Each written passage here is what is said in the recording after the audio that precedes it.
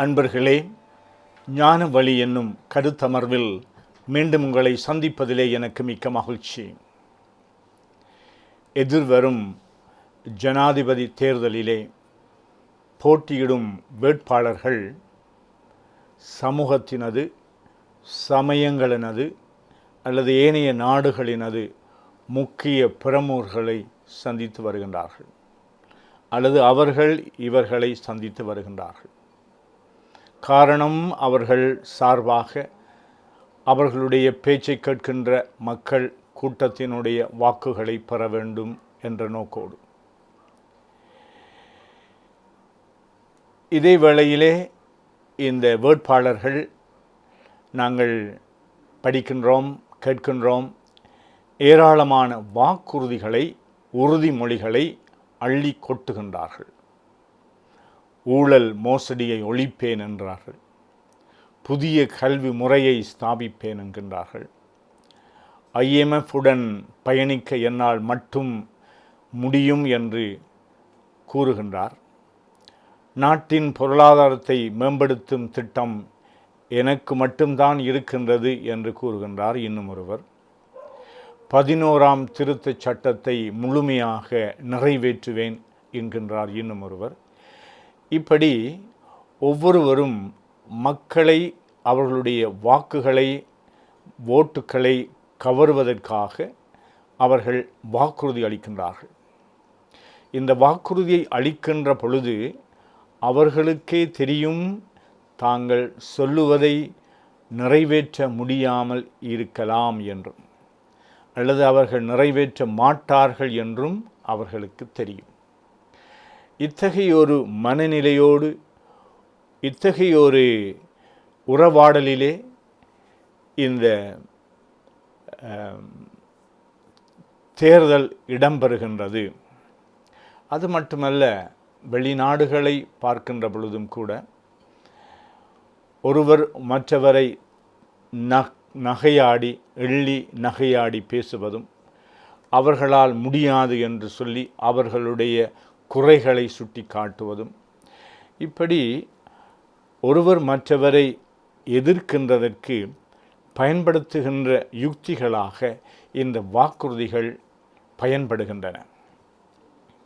இந்த வாக்குறுதிகளை கேட்கின்ற பாமர மக்கள் அல்லது அவர்கள் உணர்ச்சி வசப்படக்கூடிய மக்கள், இவர்கள் இப்படிப்பட்ட தலைவர்களை தெரிவு செய்கின்ற பொழுது உண்மையாகவே நாட்டிற்கு, சமூகத்திற்கு உகந்த, தகமை படைத்த, நல்லெண்ணம் கொண்ட, திறமைமிக்க, அர்ப்பண உணர்வுள்ள, பொறுப்புணர்வு கொண்ட, சுயநலமற்ற, ஊழல் அற்ற தலைவர்களை தெரிவு செய்வதென்பது மிகவும் கடினமான ஒரு காரியமாகும்.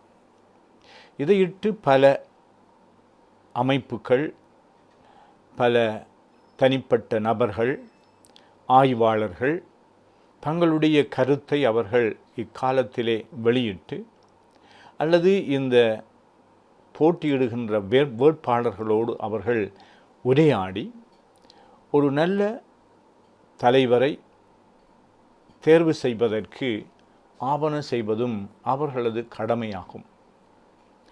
இந்த வேளையிலே நான் சிந்திப்பது என்னவென்றால், இந்த வாக்குறுதிகள், உறுதிமொழிகள், ப்ராமிசஸ் என்று சொல்லுவார்கள், இது இந்த தேர்தல் காலத்தில் மட்டுமல்ல, அன்றாட வாழ்க்கையிலே இடம்பெறுகின்ற இரு நபர்கள், இரு குடும்பங்கள், இரு அமைப்புகள், இவை போன்றவற்றின் மத்தியிலே ஏற்படுத்தப்படுகின்ற உறவு நிலையிலே ஒருவர் மற்றவருக்கு வாக்குறுதி அளிக்கின்றார். ஏன் நாங்கள் சில திருமண ஏற்பாடுகளை பற்றி பார்க்கின்ற பொழுது கூட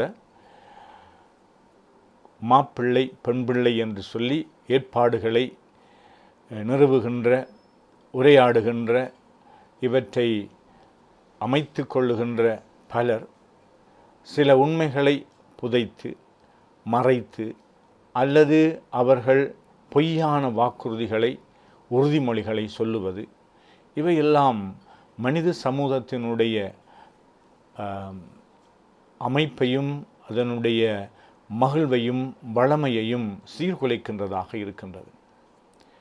பல திருமண ஏற்பாடுகளை பார்க்கின்ற பொழுது கூட அவர்கள் பல வாக்குறுதிகளை தெரிந்து கொண்டே பொய்யென்று நினைத்து கொண்டே அவர்கள் கொடுக்கின்றார்கள். இது மிகவும் கவலைக்குரியதும் கோபத்துக்கு உள்ளாக்குவதுமான நடத்தையாக இருக்கின்றது. இந்த வாக்குறுதி என்று சொல்லுகின்ற பொழுது உண்மையிலேயே ஒரு அன்பின் அடிப்படையிலே, அக்கறையின் அடிப்படையிலே, நேர்மையின் அடிப்படையிலே அந்த வாக்குறுதி கொடுக்கப்பட வேண்டும்.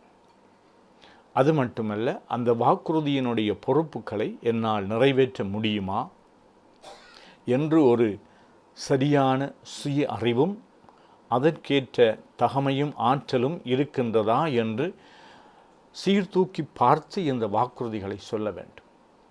இந்த வாக்குறுதியை என்னால் நிறைவேற்ற முடியாது, ஆனால் இந்த வாக்குறுதியை என்னால் நிறைவேற்ற முடியும் என்று சொல்லி இன்னும் ஒரு சந்தர்ப்பத்தை கொடுக்கின்ற வாக்குறுதிகளாக இருந்தால், அல்லது இந்த வாக்குறுதி என்னால் இயன்றவரை, இதுதான் என்னுடைய ஆற்றல், ஆனால் என்னால் இயன்றவரை I will do my best, என்னால் இயன்றவரை நான் அதை செய்து இந்த வாக்குறுதியை நிறைவேற்றுவேன் என்று ஆவல் கொள்கின்றவர்கள், இந்த பொறுப்பை ஏற்றுக்கொள்ளுகின்றவர்கள் உண்மையிலேயே போற்றுதற்குரியவர்களாவர். நாங்கள் கடவுளுடைய நிலைப்பாட்டை பார்க்கின்ற பொழுது வேத நூலிலே கொடுக்கப்படுகின்ற கடவுளுக்கும் மனிதருக்கும் இடையிலே ஏற்படுத்தப்படுகின்ற இந்த உறவு நிலையில் கடவுள் மக்களோடு எப்பொழுதும் உடன்படிக்கை செய்து கொள்ளுகின்ற ஒரு நபராக, ஒருவராக அவர் இருக்கின்றார். ஒரு ஆழ்தன்மையிலே இந்த கடவுள் மனிதனோடு சமநிலைக்கு வந்து அல்லது உயர்வான நிலையிலே இருந்தாலும் இந்த உடன்படிக்கை என்கின்ற ஒரு உறவு நிலையிலே இறை மனித உறவு இடம்பெறுகின்றது. இது எங்களுடைய அன்றாட இந்த உறவு நிலைகளுக்கான ஒரு பெரும் மேல்வரி சட்டமாக, முன்னுதாரணமாக எங்களுக்கு கிடைக்கின்றது. உதாரணமாக இறைவன் ஆபிரகாமோடு உடன்படிக்கை செய்து கொள்கின்றார். இந்த ஆபிரகாமினுடைய இயலாமையை கருத்தில் கொண்டு, இந்த ஆபிரகாம் ஒரு முதுமை பருவத்திலே இருக்கின்றவர், பிள்ளை பேரில்லாமல் இருக்கின்றவர்.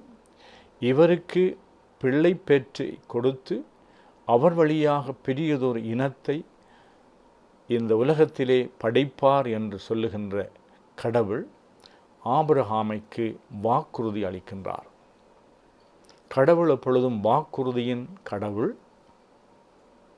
அந்த வாக்குறுதியை முழுமையாக நிறைவேற்றக்கூடிய ஆற்றல் படைத்தவர். இந்த வாக்குறுதிகளை நிறைவேற்றுகின்றதற்கு ஏற்படுகின்ற சவால்களை எல்லாம் சந்தித்து தொடர்ந்தும் ஒரு எதிர்நோக்கு நம்பிக்கை உணர்வோடு வழிநடந்து செல்லக்கூடிய தகமை படைத்தவர்தான் இறைவன். அதைத்தான் இந்த வாக்குறுதிகளுக்கு பிரமாணிக்கமாக இருக்க வேண்டும் என்று சொல்லப்படுகின்றது. கடவுள் எவ்வளவு தூரம் பிரமாணிக்கமாக இருக்கின்றார், அந்த கடவுளுடைய பிரமாணிக்க தன்மைதான் அவருடைய வாக்குறுதிக்கு அவர் எப்படி அதை நிறைவேற்றக்கூடியவர் என்பதை மனிதர்கள் நம்ப வைக்கின்றது.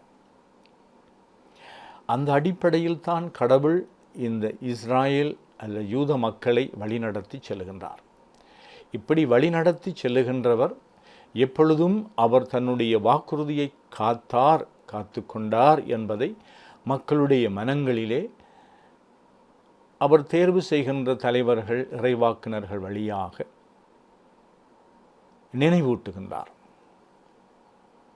உன்னை கழுகுகளின் இறக்கைகளில் கொண்டு வந்து பாதுகாப்போடு சேர்த்தேன்.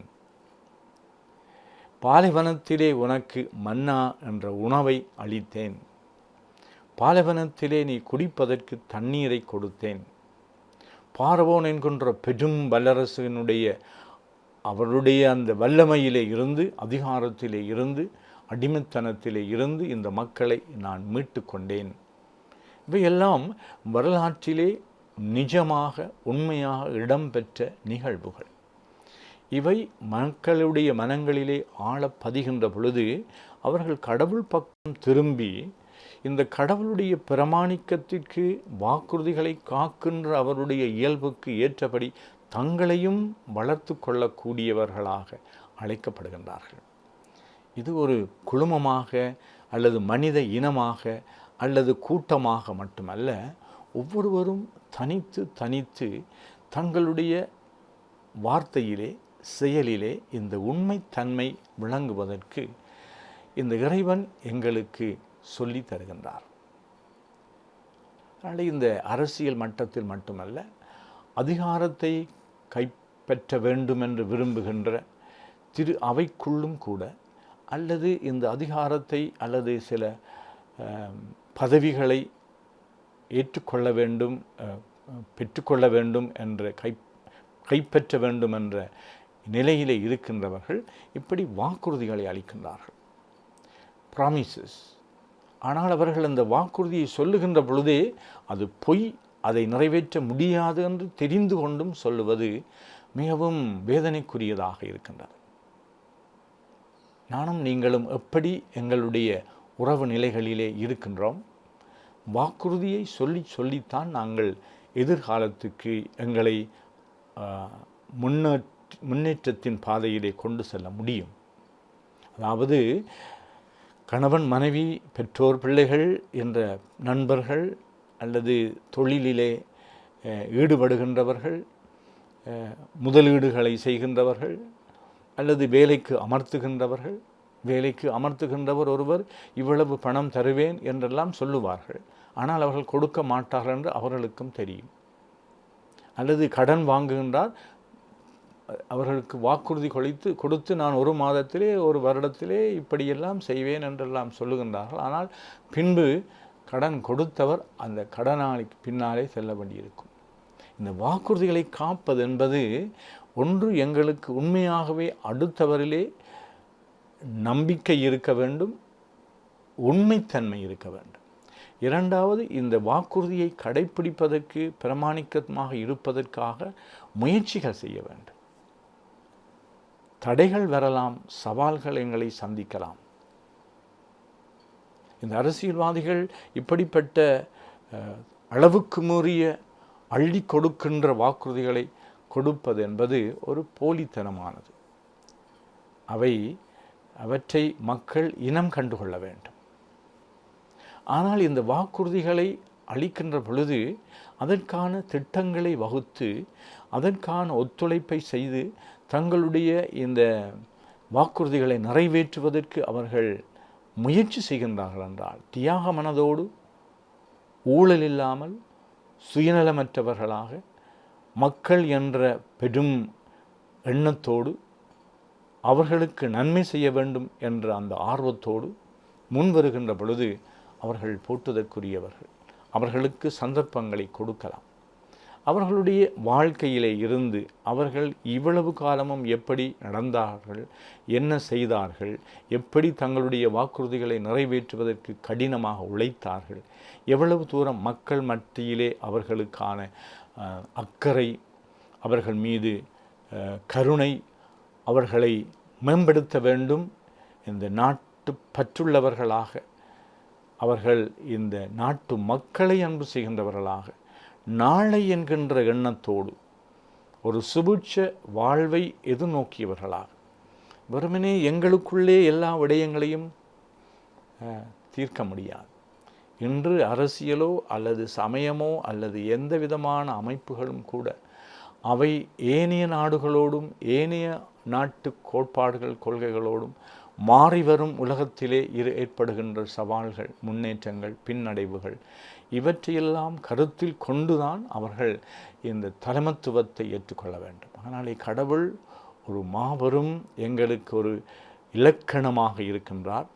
அவர் தன்னுடைய வல்லமையை, தன்னுடைய அன்பை, தன்னுடைய கருசனையை, தன்னுடைய பொறுமையை, தன்னுடைய பொறுப்பை உணர்ந்தவராக மக்களோடு இந்த உடன்படிக்கை உறவிலே அவர் கொடுக்கின்ற வாக்குறுதியை நிறைவேற்றுகின்ற ஒரு நல்ல தலைவராக இருக்கின்றார்.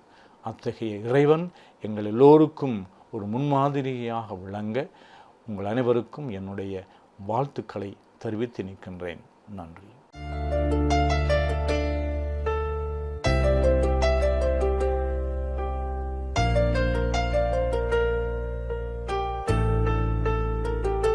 நமது ஃபேஸ்புக் மற்றும் யூடியூப் பக்கத்தை லைக் செய்யுங்கள்.